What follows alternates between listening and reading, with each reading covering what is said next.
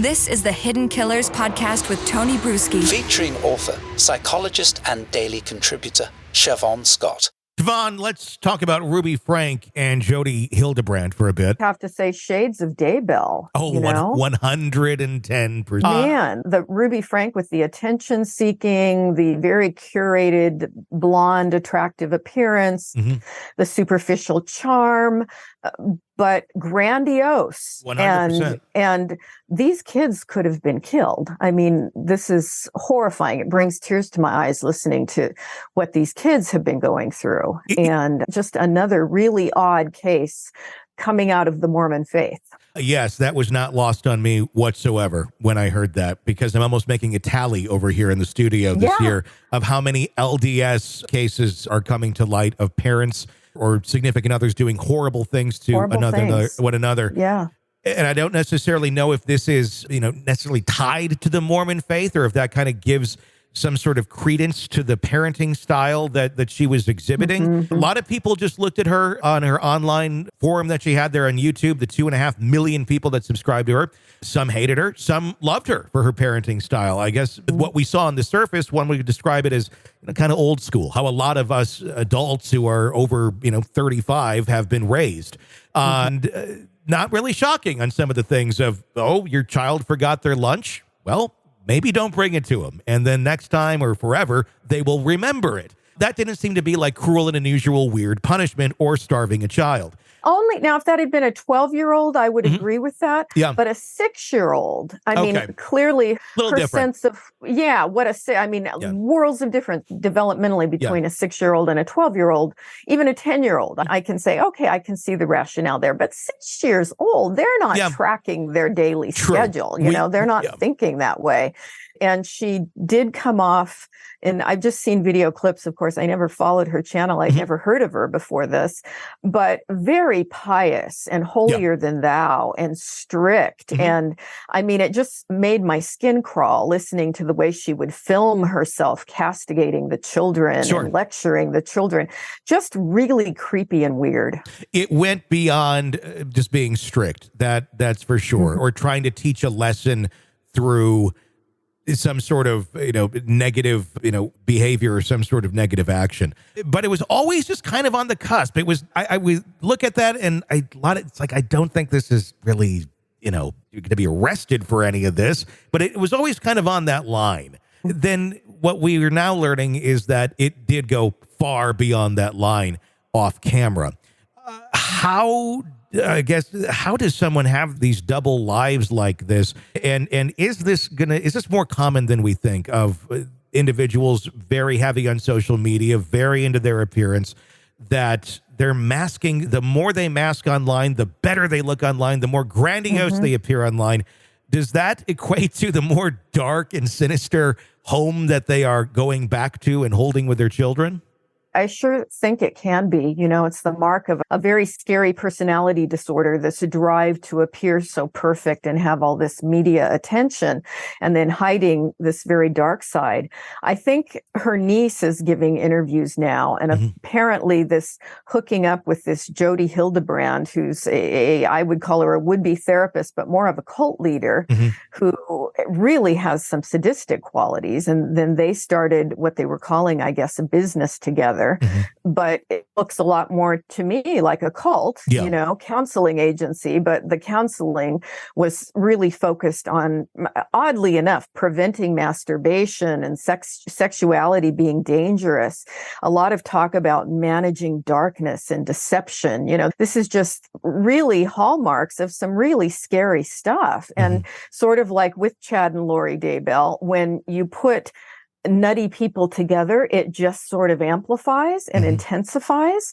And I think that's what we're seeing. It just seems like in Utah, particularly in the LDS faith, there's a lot of people vulnerable to nonsense that are easily influenced, and clearly layers of secrets and dangerous behavior and child abuse going on that's hidden. Very much so. And we just keep seeing it over and over with individuals in that faith for whatever reason. And I'm not here to say that it's a bad faith. I'm saying it's the behavior. I don't care what your faith is. If somehow this is producing this type of individual in mass out of it. Right. It's something to be looked at. And maybe some of those ways and teachings need to be adjusted for not having this sort of output of nutty individuals, and nutty being put very lightly. There were subtle signs about this, but there was also very obvious signs. Her oldest daughter, who's 20 in college, tweeting out or putting on social media right after her mother was arrested the word "finally" in a picture of her in the police car. She says that she's been trying to report this for years and has not had any sort of luck. Can you speak to that at all? We hear this, it's the common story all the time of we've been trying to get help. We've been trying to get help. And it's not in any way to bash CPS. They don't have resources. They have a lot of great people that are putting up with horrible things every day, trying to do the right thing. But again, resources. Is this another example of that system just being an utter failure because it's not funded or staffed the way it should be to truly protect kids? That's certainly possible. I'm not familiar with their local resources there, but that, it seems like CPS is sort of the last priority of the government everywhere as far as funding. And it also could be because just like Lori Daybell was such a good actress when talking to police, and can put on this mask of normalcy. It could be that when she was spoken to by police or CPS, that she was just a master manipulator. So you combine those two factors. They don't have time to look real closely and investigate real deeply, but they look superficially and the person glows, they look great. And I mean, her husband is a professor of engineering at the university. These people look good. They do. And so you really have to probably be Sherlock Holmes and look pretty closely to go under the surface and see what was really going on. And there's a certain skill set that's involved with that. And it's certainly the same skill set that works with someone being able to run a social media channel and have one image and then on the other side be a monster if these allegations are true. What's your take on the husband who is through his attorney has now stated that, well, he had no idea the abuse was going on. She was with Jodie all summer and the kids were there, so he wasn't present for it. But again, I don't think this thing sort of happens in a vacuum where suddenly Ruby and Jodie got together and she started duct taping her kids like it's a new idea.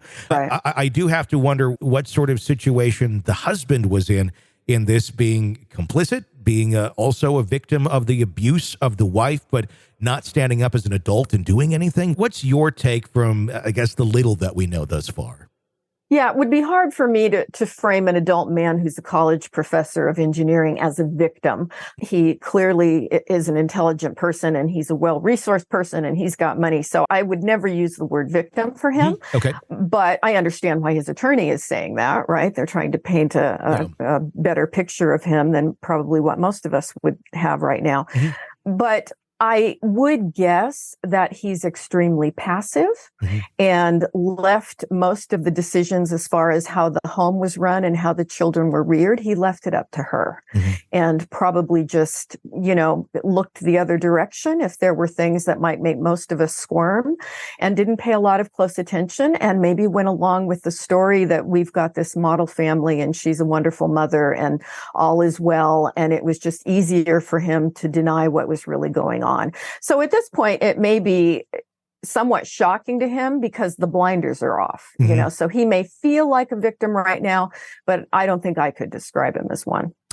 That's an interesting thing to look at, because when you're in those sort of situations and your partner is behaving in abusive ways, whether it be to you directly or sometimes to the children, if it's normal, quote unquote, behavior or common behavior, I think would be the right word, in the home, a pattern of behavior, you may not necessarily think it's wrong, or you may not have a red flag go up until you're out of that environment and somebody's like, yeah, parents, we don't do that sort of thing. Especially if it's all you know. I'm not trying to stick. That's all you know. Yeah, I'm not trying to stick up for him in any way.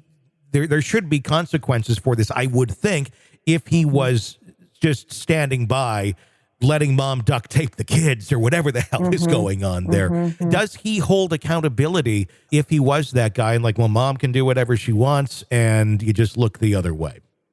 Yeah, he certainly, I think, holds some moral accountability for letting it go on. Apparently, if he was not there at the time some of this stuff happened, there may not be any legal consequences for him. But certainly morally, I think he's got some responsibility. And it could also be that he was raised in an extremely strict home as well. And so this, where many of us would say, whoa, this is off, those alarm bells just weren't going off for him. It probably happens quite a bit where, well, this is how my parents did it. I turned out okay. I still love them. And then, it gets to be a very gray area. And then you have someone that's off and they push it even further. You don't know. It's like the lobster boiling almost, where they don't know it until it's too late. Yeah. Yeah. And it definitely, this went to such an extreme degree. It's just, it really does, just shake me hearing what these poor kids were going through and seeing that this could have progressed to something where one of them was killed. Yeah. It's fortunate that it didn't go that far, but I don't think we were far from it. You're locked into the Hidden Killers podcast. Want more? Start binging on all of our true crime podcasts right now through Apple Podcasts and get an ad-free experience when you sign up to be a True Crime Today Premium Plus member exclusively on Apple Podcasts. More of the Hidden Killers podcast dropping soon. Press subscribe now.